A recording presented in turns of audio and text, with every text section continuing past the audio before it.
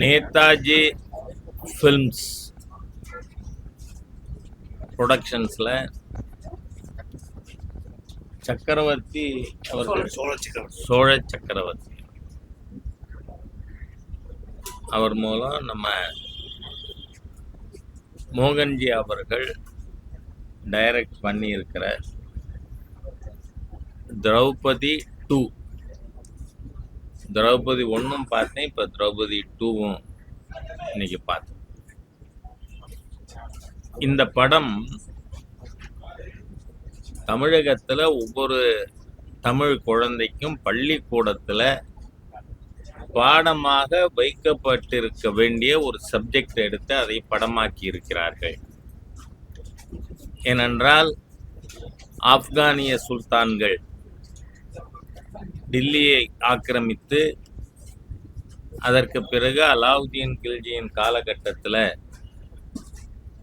மாலிக் காபூர் என்கின்ற ஒரு ஆப்கானியனுடைய படையெடுப்பு, அதனால 100 ஆண்டுகளுக்கு மேல் தமிழகம் மத ரீதியிலாக ஆக்கிரமிக்கப்பட்டிருந்தது.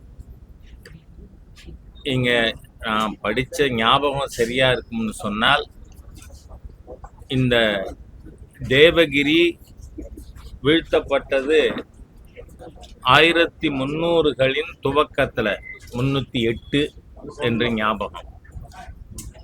அதற்கு பிறகு மாலிக் காஃபூருடைய படையெடுப்பு தொடர்ந்ததுதான் சிதம்பரம், ஸ்ரீரங்கம், ராமேஸ்வரம், மதுரை என்று அனைத்து ஹிந்து ஸ்தலங்களும் அழிக்கப்பட்டு, இதில் நீங்கள் பார்த்தீங்கன்னா அந்த சொர்ண காமாட்சி அது மேலே தான் அந்த அந்நிய படையெடுப்பாளனுக்கு இருந்த கவனம்.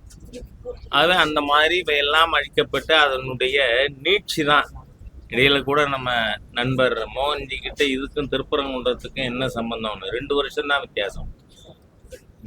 தேவகிரி வீழ்ச்சி அடைந்தது, வீழ்த்தப்பட்டது 1308. அதுக்கு பிறகு 310-11 காலகட்டத்தில் தான் பாண்டிய மன்னர் வீழ்த்தப்பட்டு மாபார், இந்த படத்தில் கூட மாபார்ங்கிற ரெஃபரன்ஸ் வரும். அது நம்ம மதுரையில் இருந்த சுல்தானகத்தினுடைய ஆட்சி தான். 1321லேருந்து 71-72 வரை சுல்தானக ஆட்சி மதுரையில் இருந்தது. அந்த காலகட்டத்தில் தான் இந்துக்கள், இந்து பெண்கள் மிக மோசமாக நடத்தப்பட்டார்கள். இதில் இருக்கிறது அத்தனையும் சரித்திர உண்மை. நான் அந்த நீட்சி 10-11க்குள்ளே இன்னைக்கு போக விரும்பலை. ஏன்னா அது அடுத்த படமாக, ஏன்னா தொடரும்னு போட்டிருக்கார் இந்த படத்தில் நம்ம டைரக்டர்.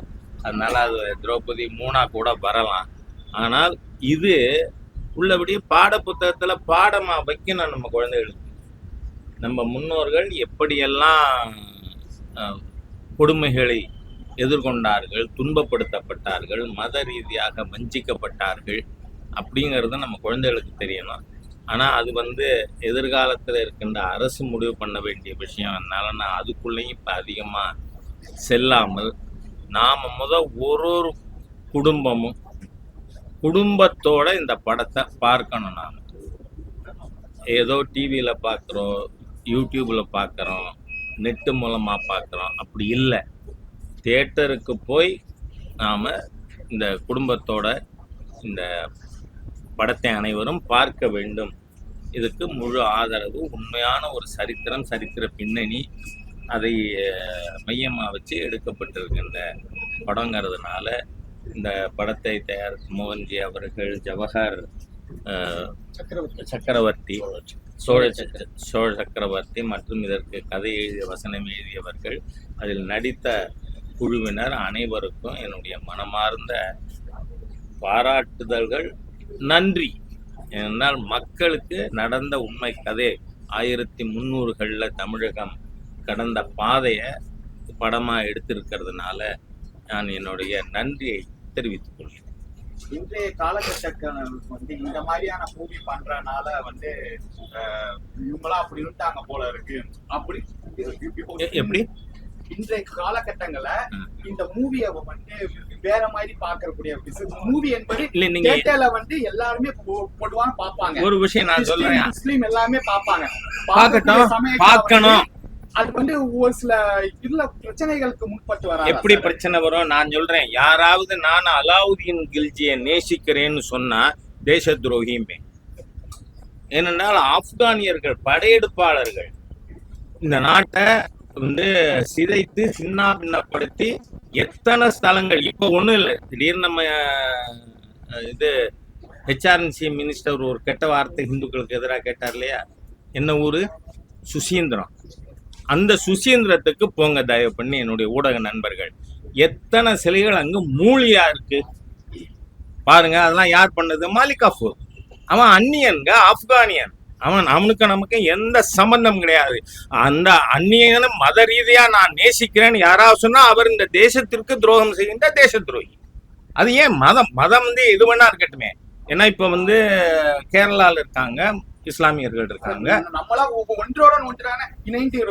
அதான் சொல்றேன். அவர்களும் நம்மோடு சேர்ந்து அந்நியர்களை ஆப்கானியர்களை எதிர்க்க வேண்டும். அந்த மனப்பான்மை அதுதான் இந்தியன். அப்படி பேசுறவர்கள் நாட்டின் எதிரிகள். படையெடுப்பாளரை ஆதரிப்பது நாட்டுக்கு துரோகமா இல்லையா? இன்னைக்கு ஒரு அருமையான சப்ஜெக்ட் நடந்த நிகழ்வு. நீங்க தேவகிரி 1308 விழுந்ததா இல்லையா நெட்ல போய் சர்ச் பண்ணுங்க. மாலிக் கஃபூர் யாரு? ஈசன் ஆப்கானியன், அலாவுதீன் கில்ஜியினுடைய படைத்தளபதி. நமக்கு சொந்தமான நம்மை சேர்ந்தவனா? நம்மை சேர்ந்தவன் நினைச்சா அவர் இந்த நாட்டின் எதிரிங்க. மதம் எதா இருந்தா என்ன? ஏகம் சத் விப்ரா பௌதாவதந்தி. உண்மை என்பது ஒன்றுதான். இந்த மாதிரி அவங்களும் என்னுடைய சார்ந்த ஒரு மூவியா இல்ல அவங்களும் இந்த நாட்டிற்கு எதிரானதை எதிரியா காட்டணும். நான் அவங்க இவங்கன்னே பேசல. முஸ்லிம்களா இருந்தாலும் இந்த நாட்டை தான் நேசிக்க வேண்டும். இந்த நாட்டின் மீது படையெடுத்தவர்கள் அவர்களுக்கும் எதிரிகள். பாபர் அந்நியன், ஆக்கிரமிப்பாளன், பகைவன், படையெடுப்பாளன். பாபருக்கு நமக்கும் நெருக்கம் இருக்கா? சொந்தம் இருக்கா? உறவு இருக்கா? கிடையாது. அவன் அந்நியன். ஆகவே அந்த எண்ணம் ராஜாவா இருந்தாலும் ராஜா ஹுசைனா இருந்தாலும் அதே எண்ணம் இருக்கணுங்கிறேன்.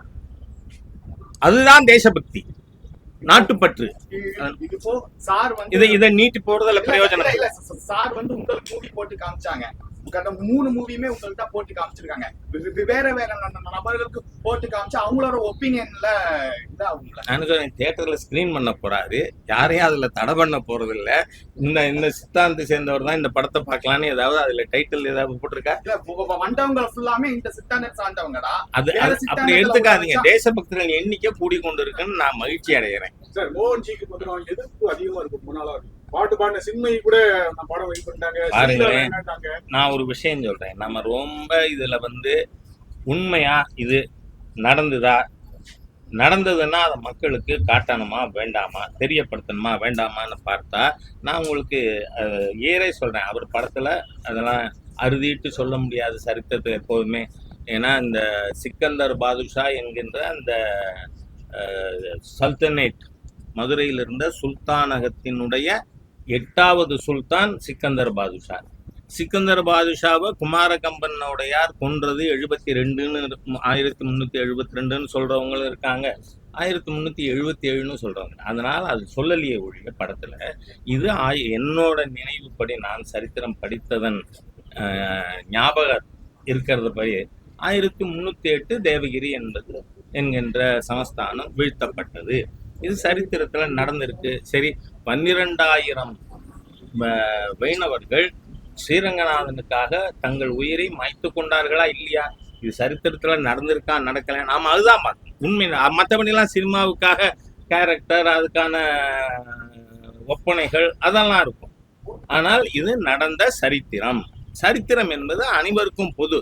தமிழ்நாட்டுக்கு ராஜாவுக்கும் பொது, ராஜா ஹுசைனுக்கும் பொது, யாருக்கும் பொது, அன்வர் பாஷாவுக்கும் பொது. ஆகவே அவர்கள் எல்லாருமே நாம ஒன்றாக இணைந்து, அந்நியன் படையெடுத்தவன் ஆக்கிரமிப்பாளன், பகைவன் படையெடுப்பாளன், அவங்களுக்கு எதிரான எண்ணம் எல்லாருக்கும் வேணுங்கிறேன். irrespective of religion.